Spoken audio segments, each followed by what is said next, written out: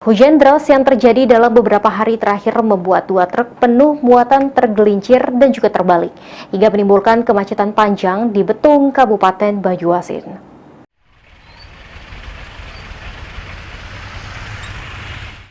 Kemacetan panjang di Jalin Tim Betung, Kabupaten Banyuasin disebabkan karena adanya dua truk fuso terbalik dari arah Palembang menuju Jambi, masing-masing di simpang Desa Bukit dan tikungan SPN Betung di Desa Bukit.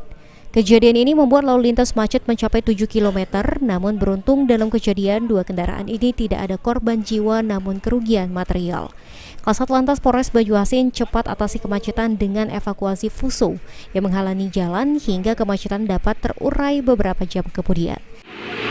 Selamat pagi, kami dari Kasat Lantas Polres Banyuasin saat ini berada di TKP. Ada kejadian truk terbalik membawa alat-alat rumah tangga, sabun, rinso dan sebagainya. Kemudian kejadian ini sekitar jam 2 pagi dan alhamdulillah saat ini bisa dievakuasi dikarenakan jalan ini licin, semalam hujan dari jam 12 sampai dengan saat ini masih gerimis. Selanjutnya, Kasat Lantas mengimbau kepada semua pengunjung jalan agar berhati-hati jalan licin tidak hanya curah hujan, namun ada minyak akibat kendaraan rusak di tebing Dayat, Kelurahan Betung. Sulaiman, Pol TV.